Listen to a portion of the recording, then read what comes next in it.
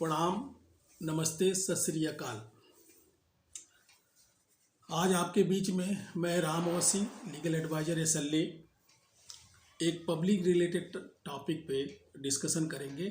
आशा है कि आप लोग इसे लाइक सब्सक्राइब करेंगे, पसंद करेंगे, आगे बढ़ाएंगे। Reasons why homes may be demolished in India. Bharatvarsh के कानून के हिसाब से घरों को कैसे गिराया जा सकता है या एसेट्स को कैसे डिमोलिश किया जा सकता है।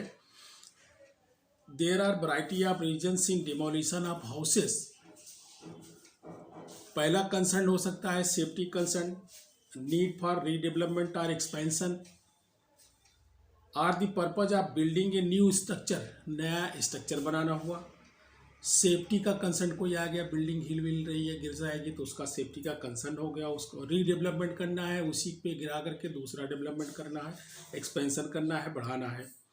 दूसरा है homes may be demolished as a part of the government policies or programs related to urban renewal and slum clearance or infrastructural development. जहाँ पे इंफ्रास्ट्रक्चरल डेवलपमेंट करना है, स्लम्स को विस्थापित करना है और वहाँ कुछ भी डेवलपमेंट के काम होते हैं जो गवर्नमेंट की पॉलिसीज़ में आते हैं, उनके प्रोग्राम में आते हैं, उन प्रोग्राम के हिसाब से भी डिमोलिश किया जा सकता है इंफ्रास्ट्रक्चरल डेवलपमेंट के लिए।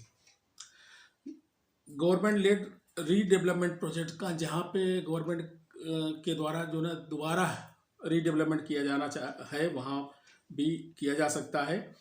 और इसमें लीगल कंस्ट्रक्शन के रूप में हम देखते हैं कि जहाँ पे इलीगल कंस्ट्रक्शन है उसको भी डिमोलिश किया जा सकता है। इलीगल कंस्ट्रक्शन का मतलब बहुत मेजर्स हैं उसके।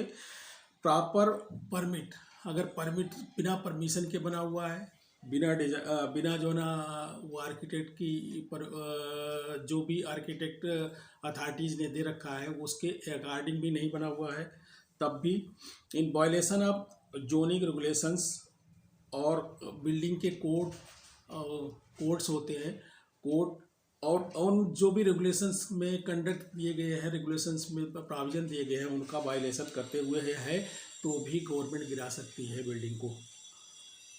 Slum clearance, poor condition and lack of the, वहाँ पे एमिनिटीज़ नहीं होती, सुविधाएं नहीं होती हैं, उनको विस्थापित करके, उनको स्थान हटा करके या उन्हीं की जगह पे बना करके मकान इंफ्रास्ट्रक्चर एमिनिटीज़ डेवलप करके, इंफ्रास्ट्रक्चरल डेवलपमेंट करने के लिए एमिनिटीज़ डेवलप करके उन्हें देने के लिए भी गिराया जा सकता है। जो डवेलर्स हैं उनके बेटर हाउसिंग के लिए भी किया जा सकता है। Natural disaster such as the flood, earthquake, जहाँ पे ऐसे जोन्स हैं जहाँ ऐसा लगता है कि ये बाढ़ के किनारे हैं या गंगा जी के किनारे हैं, जमुना जी के किनारे हैं, किसी नदी के किनारे हैं, समुद्र के किनारे हैं, किसी तरह से ये बाढ़ के चपेट में आ सकते हैं, तो ऐसे बिल्डिंग्स को भी गिरा देते हैं।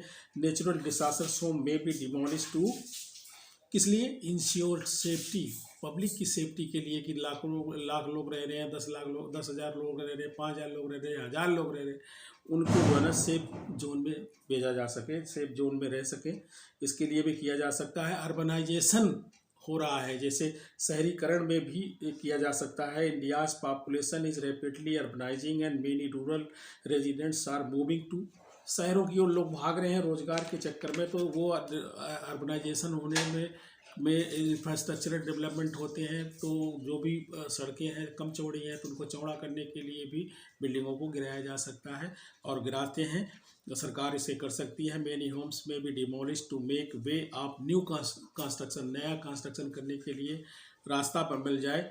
लैंड एक्विजिशन, अब लैंड एक्विजिशन को समझने की कोशिश करते हैं। Many private companies and the government departments acquire land for the various regions like construction of the roads, public transportation and industrial projects. This leads to the demolition of the homes and displacement of the people. Industrial development करना है, project development करना है, किसी बाहरी private agency को दे दिया गया development करने के लिए, तो उस समय भी ऐसे लैंड एक्वायर करने के बाद वो डिमोलिश किया जा सकता है, फिर से रीस्ट्रक्चर किया जाता है, रिकंस्ट्रक्शन के लिए किया जाता है। यहाँ सब कंसेंट भी रहती है, पहले से ही लैंड एक्वायर करने के लिए रूल है, उनको एक्वायर करने के सारे रूल्स रेगुलेशन को फॉलो करते हुए आगे बढ़ते हैं, तभी होता है। Heritage conservation, in India many cities have a rich cultural and architectural heritage, some homes may be demolish to to preserve and restore heritage, to preserve and reserve restore heritage building है in Indian side. जो India की sides की कुछ बिल्डिंगें हैं, कुछ architecture की वजह से मशहूर हैं, कुछ जो है ना पुरानी हैं, उनका रिच हेरिटेज है।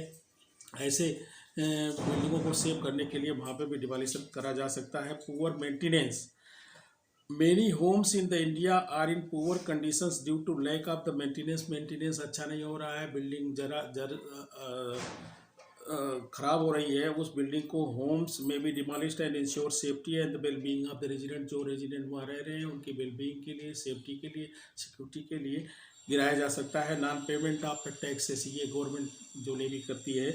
Many property owner do not pay taxes and in the result government में take action of seizure and the demolish the property. कई बार ऐसा होता है जो टैक्सेस नहीं जमा करते हैं, कुछ और भी इतने डेप्ट हो जाते हैं, उनकी वजह से उनका मकान सीज किया कर लिया जाता है, तो उस सीजर की स्थिति में भी रूल्स के हिसाब से उसको गिराया जा सकता है।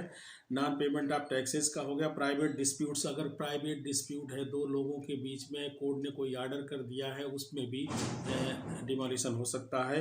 Home may be demolished as a result of private dispute such as the land dispute in inheritance का जो डिस्प्यूट रहता है उन सब में भी ऐसा किया जा सकता है। और is bulldozing houses legal in India, is bulldozing houses legal in India, इसके विषय में कोर्टों के क्या डिसीजन है उनको समझने की कोशिश करते हैं। देखिए, लीगल और illegal, violation and non violation, वो सारे कारण होते हैं जिनकी स्थितियों में और गवर्नमेंट की पॉलिसीज़ के हिसाब से भी जो स्थितियां बनती हैं वहीं पर डिमोलिशन होता है। लेकिन कोर्ट अपने व्यू को रखता है कि रीजनेबलनेस क्या है।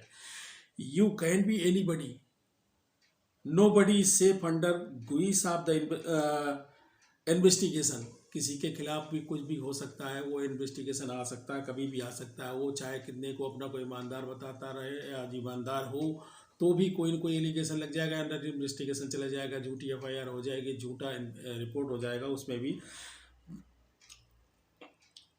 Investigation. If you pull down anybody's house, the chief justice high court, Guwahati high court के चीफ जस्टिस ने बोला, उन्होंने क्या बोला, उनके वर्जन देखिए। The Guwahati high court has states that the bulldozing of a house is not provided under any criminal law. किसी भी क्रिमिनल लॉ में बुलडोजिंग हाउसेस का कहीं पे दिया नहीं गया है, पर विवरण ही नहीं आता है, कहीं विश्लेषण भी, एनालिसिस भी नहीं कर सकते।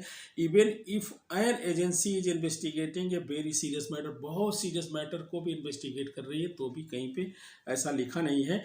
उसके लिए जो है ना प्रोसीडिंग्स के हिसाब से ही किया जा सकता है। वो प्रोसीडिंग का रेवेन्यू का एक्ट हो सकता है, रेवेन्यू में जो अमेंडमेंट्स हुए हैं उनको, गवर्नमेंट की पॉलिसीज़ को देखा जा सकता है, कॉन्स्टिट्यूशनल वैलिडिटी देखी जा सकती है।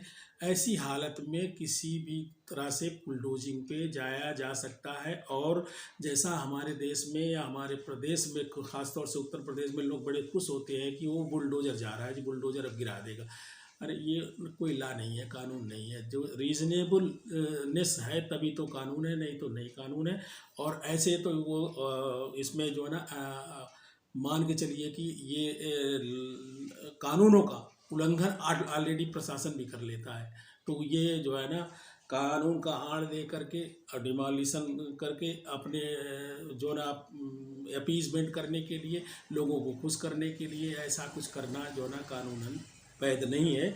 और इस पे कोर्ट के भी डिसीजन आ गए हैं और कंडीशंस भी हैं कि कहाँ कहाँ किन किन स्थितियों में डिमोलिशन जायज़ है, किन स्थितियों में डिमोलिशन नहीं जायज़ है। और ये इस टॉपिक के पीछे मेरा लॉजिक ये बात का था कि बहुत लोग कहते हैं कि अब बाबा का बुलडोजर जा रहा है, फलाने का बुलडोजर रहा है, ढिकाने का बुलडोजर रहा है। ढिकाने कोई कानून है क्या, कोई कॉन्स्टिट्यूशन है क्या? आज है कल नहीं है। ये सब चीज़ें हम आम जनता होकर के बोलते हैं तो अच्छा नहीं लगता है। किसी का भी हो सकता है, किसी के खिलाफ भी जा सकता है। किसी की असलियत को आप और हम नहीं जानते हैं। पता नहीं क्या प्रभावित हो रहा है, क्या कोर्ट में साबित हुआ, क्या नहीं साबित हुआ। हो सकता है अच्छा भी साबित हो सकता है, गलत भी साबित हो सकता है, एविडेंस भी ना मिले। ये एविडेंस के बेस पे भी कुछ गलत हो सकता है, एविडेंस ना मिलने पर भी कोई आदमी सेफ हो सकता है कि सेफ ना हो पाए। ऐसा भी स्थितियां बनती हैं। हाँ, लेकिन कुछ ऐसी चीज़ें हैं जिन पे प्रशासन या शासन को या सत्ता को या राज को स्टेट जिसे बोलते हैं उसे लगता है कि वहाँ पे बिल्कुल रीजनेबलनेस है कि ऐसे लोगों के घरों को गिराया जा सके या उनको एक्वायर किया जा सकते, उनका पब्लिक यूज़ के लिए यूज़ किया जा सकता है। तो ऐसे में तो गवर्नमेंट के पास पूरी पावर है, करती है वो, क्योंकि वो स्टेट का जो अपने भी प्रोग्राम होंगे, पॉलिसीज होंगी, उस पर कोर्ट भी नहीं कोई कमेंट करती है। लेकिन लॉ का जहाँ पॉइंट आ जाता है, रेगुलेशन का जहाँ पॉइंट आ जाता है, रूल्स का जहाँ पॉइंट आ जाता है, वहाँ पे रीजनेबलनेस कोर्ट की तरफ से आएगा। कोर्ट कभी भी परमिट नहीं करती है, और कोर्ट नहीं परमिट करने का मतलब हमारा कॉन्स्टिट्यूशन नहीं परमिट करता है। कॉन्स्टिट्यूशन नहीं परमिट करता था। कॉन्स्टिट्यूशन के अंदर काम करने वाले कोई भी हो, राष्ट्रपति हो, प्रधानमंत्री हो, चीफ मिनिस्टर हो, एमएलए हो, एमपी हो, डीएम हो, कलेक्टर हो, आईएएस हो, सब इलीगल हो जाते हैं। तो इसलिए कॉन्स्टिट्यूशनल वैलिडिटी बहुत ज़रूरी है। और कॉन्स्टिट्यूशनल इनवैलिड हो गया, कॉन्स्टिट्यूशनल प्रोविजंस का इन्फ्रिंजमेंट हो गया, तो वो कोई कानून नहीं है, उसको हम किसी भी एंगल पे कानून नहीं मान सकते हैं। अराजकता कह सकते हैं उसे, अराजक तत्वों द्वारा किया गया इलीगल काम। Thank you very much. Like और सब्सक्राइब करें, शेयर करें, आगे बढ़ाएं। Thank you.